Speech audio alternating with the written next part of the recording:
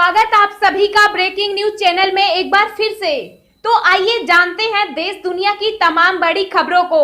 पर उससे पहले आपसे निवेदन है कि आप इस वीडियो को लाइक कर दें, शेयर कर दें ताकि हमारा हौसला बढ़ता रहे।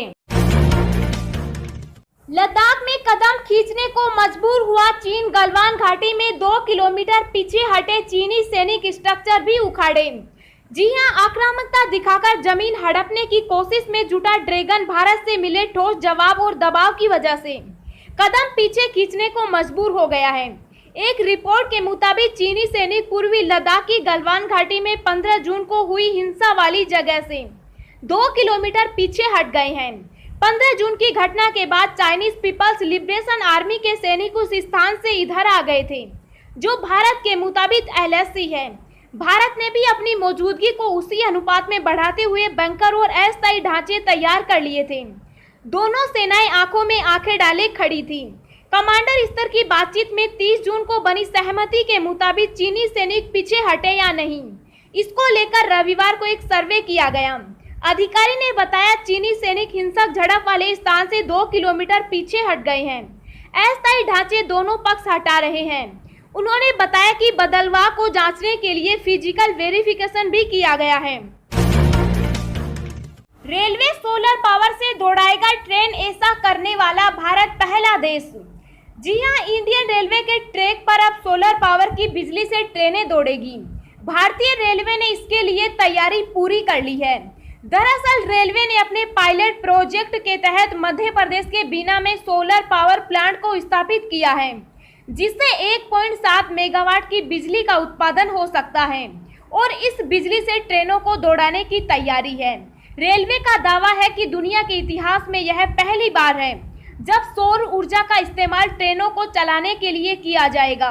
इस पावर प्लांट की खास बात यह है कि यहां से 25,000 वोल्ट की बिजली पैदा होगी, जिसे डायरेक्ट रेलवे के ओवरहेड पर ट्रांसफर किया जाएगा और इसकी मदद से ट्रेनों को दौड़ाया जाएगा।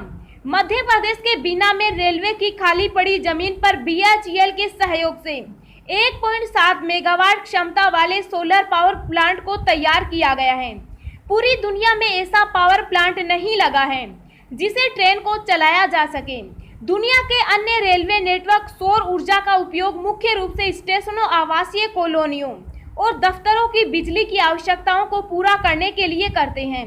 भारतीय रेलवे ने कुछ डिब्बों की छत पर सौर ऊर्जा पैनल भी लगाए हैं, जिनसे ट्रेन के डिब्बों में बिजली की आपूर्ति हो रही है।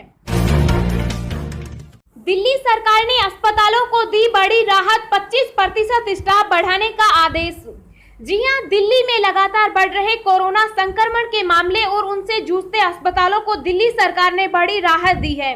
दरअसल कोरोना संकट के बीच अस्पतालों में स्टाफ की बहुत कमी हो गई है। सफाई, सिक्योरिटी, नर्सिंग असिस्टेंट और क्लास 4 स्टाफ की अस्पतालों में ज्यादा कमी हो गई। इसे देखते हुए दिल्ली सरकार ने आदेश दिया है कि कोविड अस्पतालों से लेकर अन्य मेडिकल संस्थानों में 25% तक स्टाफ बढ़ाया जाए। सरकार की ओर से 30 नवंबर 2020 तक के लिए 25% अतिरिक्त स्टाफ बढ़ाने का आदेश दिया गया है। दिल्ली सरकार के स्वास्थ्य और परिवार कल्याण विभाग के अंतर्गत आने वाले सभी अस्पतालों और मेडिकल संस्थानों में ये आदेश लागू किया जाएगा। वहीं सभी अस्पतालों में रैपिड एंटीजन टेस्ट को भी अब अनिवार्य रूप से करने के आदेश दिए गए हैं। दोस्तों, अगली खबर जानने से पहले आपसे एक रिक्वेस्ट है कि इस वीडियो को बनाने में मुझे बहुत ज्यादा मेहनत लगती है, तो इस मेहनत के लिए वीडियो को एक छोटा सा लाइक जरूर करें। बिना राशन कार्ड के भी इस योजना में मिलेगा मुफ्त अनाज। जी हां, केंद्र सरकार ने कोरोना वायरस महामारी के मद्देनजर और गरीबों के लिए मुफ्त अनाज योजना को नवंबर तक बढ़ा दिया है। अब इस योजना के तहत उन लोगों को भी अनाज प्रदान किया जाएगा जिनके पास राशन कार्ड नहीं है। केंद्रीय खाद्य एवं आपूर्ति मंत्री रामविलास पासवान ने कहा कि प्रधानमंत्री नरेंद्र मोदी ने 30 जून को अपने संबोधन में कहा था कि प्रधानमंत्री गरीब कल्याण अन्न योजना को अगले 5 महीनों यानी नवंबर 2020 तक बढ़ा दिया गया है। इसके तहत देश के 80 करोड़ से अधिक NSFA लाभार्थियों को अलग से प्रति व्यक्ति 5 किलो गेहूं या चावल और 1 किलो चना मुफ्त प्रदान किया जाएगा। रामविलास पासवान ने कहा कि इस योजना का लाभ वे लोग ही उठा सकते हैं जिनके पास राशन कार्ड नहीं है उन्हें अपना आधार कार्ड ले जाकर इस योजना के लिए रजिस्ट्रेशन करवाना होगा। इसके बाद उन्हें एक स्लिप प्रदान की जाएगी जिसे दिखाकर वे इस मुफ्त अनाज स्कीम का लाभ उठा पाएंगे। देश में कोरोना संक्रमित मरीजों का आंकड़ा 7,24,544 के पार, अब तक 20,288 की मौत। जी हां, देश और दुनिया में कोरोना के केस लगातार बढ़ते ही जा रहे हैं।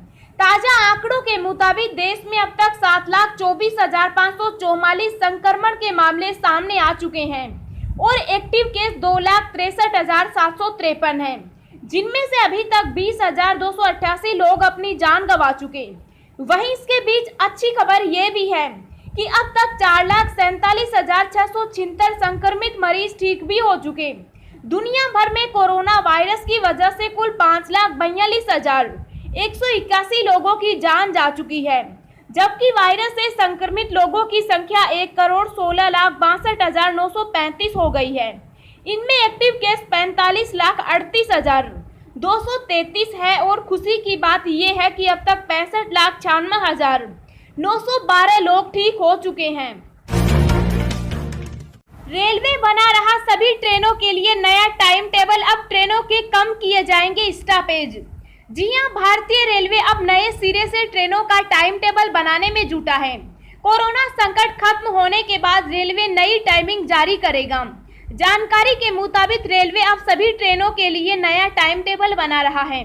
इसके तहत कई मेल और एक्सप्रेस समेत कुछ और ट्रेनों के स्टॉपेज की संख्या कम की जाएगी। इस बारे में रेलवे बोर्ड के चेयरमैन वीके यादव ने कहा था कि कोरोना वायरस महामारी के चलते इस योजना को लागू करने में देरी हो गई, लेकिन इसे जल्द अमल में लाया जाएगा। सूत्रों की माने तो कुछ मामलों में मेल और एक्सप्रेस ट्रेनों के किसी स्टेशन पर ठहराव इस आधार पर सुनिश्चित किया जाएगा कि संबंधित स्टेशनों पर कितने यात्री ट्रेन में उतरने वाले या सवार होने वाले हैं। रेल अधिकारियों ने बताया कि राजनीतिक वजहों से कई ट्रेनों के स्टॉपेज बनाए गए थे, जिनको अब कैंसिल करने का प्लान रेलवे बना रहा है। इसके लिए नया टाइम टेबल बनाने का काम चल रहा है। रेलवे ट्रेनों का काम ठहराव करेगा ताकि उनको सही समय से चलाया जा सके और सही समय पर ट्रेनें गंतव्य तक पहुंच सकें। बहुत जल्द रेलवे इस टाइमिंग को जारी करेगा। सरकारी अधिकारियों और कर्मचारियों को किसी शादी में शामिल होने से पहले देनी होगी सूचना, सरकार ने जारी किया आदेश। जी हां, यदि कोई अधिकारी और कर्मचारी किसी विवाह समारोह में शामिल होता है और उसमें 50 से अधिक व्यक्ति शामिल होते हैं तो उसे इसकी सूचना संबंधित उपखंड अधिकारी को देनी होगी। ऐसा नहीं करने पर विधिक प्रावधानों के तहत संबंधित अधिकारी और कर्मचारी के खिलाफ कार्रवाई की जाएगी। राजस्थान की गहलोत सरकार ने प्रदेश में कोरोना के बढ़ते मामलों को देखते हुए यह फैसला लिया गया है और अधिकारियों और कर्मचारियों की भी जिम्मेदारी तय कर दी है। राज्य के गृह विभाग ने सभी जिला मजिस्ट्रेट और जिला कलेक्टर को इस बाबत आधिकारिक आदेश जारी कर इसका पालन सुनिश्चित करने का निर्देश दिया है।